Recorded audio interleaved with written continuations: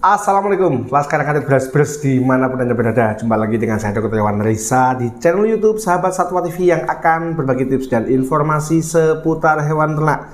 Laskar Kadet, kita tetap akan membahas pertanyaan-pertanyaan dan konsultasi yang masuk di kolom komentar. Siap, pertanyaan yang pertama dari Aris Rahmadan bertanya, salam ngarit Pak Dok, mau tanya, sapi yang keluar ingus kuning putih kental dan kadang terbatuk-batuk kenapa ya, dan solusinya apa? Siap.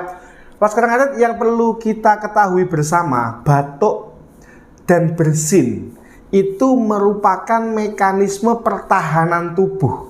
Ya, batuk dan bersin adalah mekanisme pertahanan tubuh untuk mengeluarkan sesuatu yang di saluran nafas itu dianggap sebagai sebuah agen yang bermasalah, entah agen alergi, entah agen infeksi. Laskar Kadet, jadi ketika ada debu, ketika ada rambut, ketika ada aroma yang tidak menyenangkan bagi tubuh, maka tubuh akan refleks bersin. Itu yang pertama. Jadi refleks bersin adalah mekanisme pertahanan tubuh untuk mengeluarkan sesuatu yang dianggap tubuh sebagai benda asing atau benda yang beresiko menyebabkan masalah di saluran nafas. Sedangkan batuk pun sama, adalah sebuah mekanisme tubuh di mana otot perut, otot dada, diafragma, dan paru-paru itu bekerja bersamaan, dikontrol oleh syaraf untuk mengeluarkan dahak atau mengeluarkan rasa gatal atau menyelesaikan masalah yang tidak seharusnya ada di saluran nafas. Itu dulu Laskar Kadet. Nah, sapinya Mas Aris Rahmadan, dia batuk-batuk dan keluar ingus. Nah, sedangkan ingus adalah mekanisme pertahanan tubuh yang dibentuk. Jadi ketika tubuh ini kemasukan sesuatu, entah itu debu, rambut, bulu, bakteri, virus, ya, yang dia di situ menyebabkan gangguan, maka tubuh ini akan mengeluarkan cairan sekresi namanya. Ya, akan mengeluarkan cairan. Cairan itu tujuannya adalah untuk melindungi saluran pernafasan, melindungi saluran pernafasan dari apa? Dari masalah itu tadi. Sehingga bila terlalu banyak, maka ini akan keluar melalui hidung ataupun akan keluar melalui dahak. Laskar Kadet, itu yang harus dipahami. Sehingga lendir, ingus kuning putih kental yang keluar ini merupakan mekanisme pertahanan tubuh karena di saluran nafas ada peradangan. Nah, peradangan yang terbiarkan ini akan menjadi infeksi.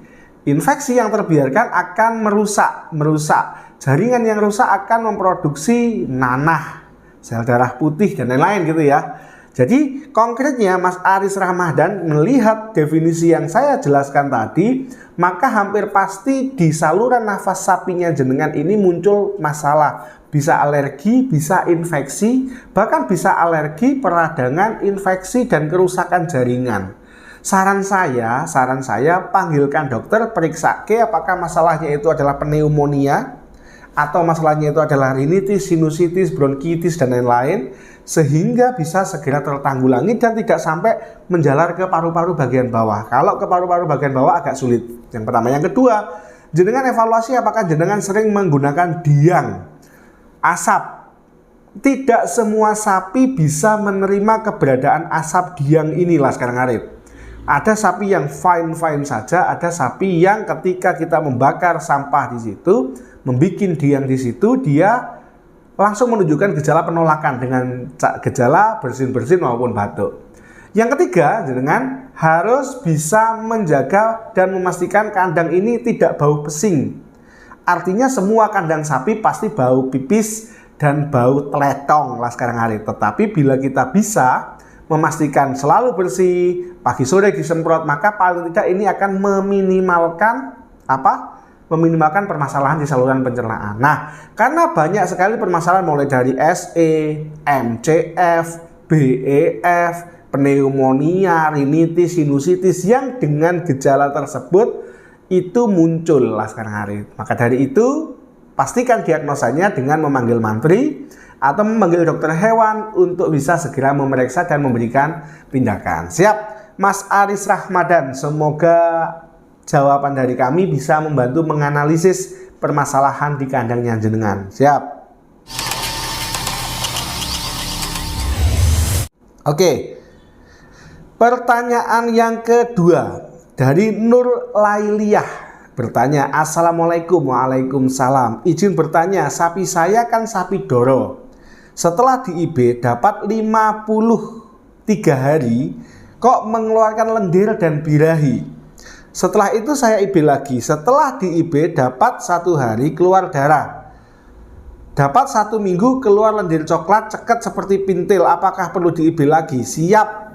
Saran konkret, jenengan manggil mantri, jenengan manggil dokter yang sudah memiliki akurasi pemeriksaan gangguan reproduksi dan kebuntingan yang bagus.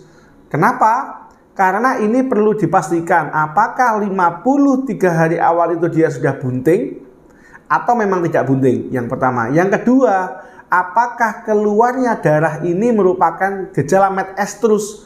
Karena gejala medestrus ini berarti sapinya jenengan memang yang kedua itu dia birahi.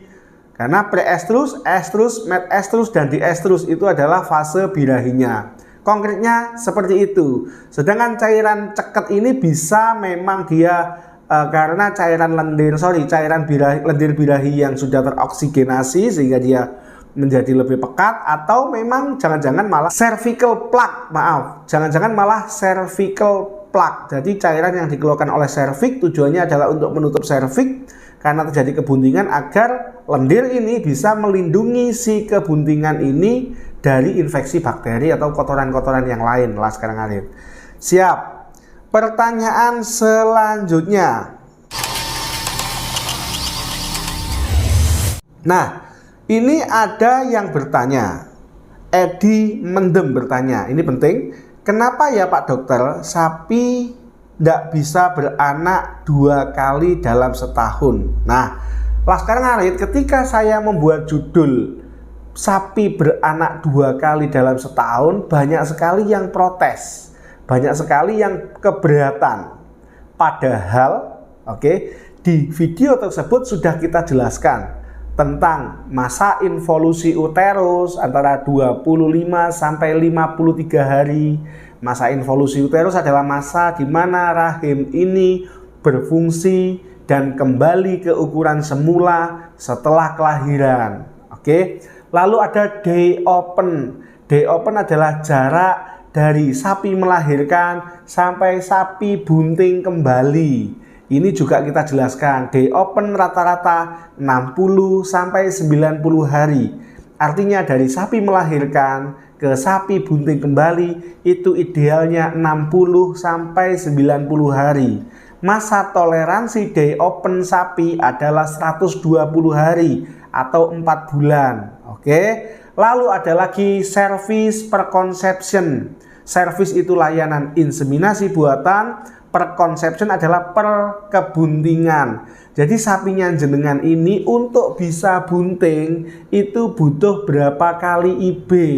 Maksimal 2 kali, idealnya 1 kali, toleransi 3 kali. Laskar ngarit. Jadi dari data-data itu sebenarnya sudah kita jelaskan bahwa artinya dalam waktu 360 hari ini ada 2 kelahiran Laskar ngarit. Yang pertama adalah kelahiran di Januari, sebutkanlah, paling enak Januari gitu ya, awal tahun. Dia melahirkan. Tahun 2023 seekor sapi tanggal 1 Januari dia melahirkan. Pertanyaannya sederhana, apakah Desember tahun 2023 dia bisa melahirkan? Nah, inilah yang disebut sebagai 1 tahun beranak 2 kali. Atau targetnya 1 tahun manak sepisan. Bisa dipahami enggak? Target 1 tahun manak sepisan itu adalah bagaimana setiap tahun seekor sapi punya anak 1 kali. Dengan bahasa 1 tahun beranak 2 kali, bagaimana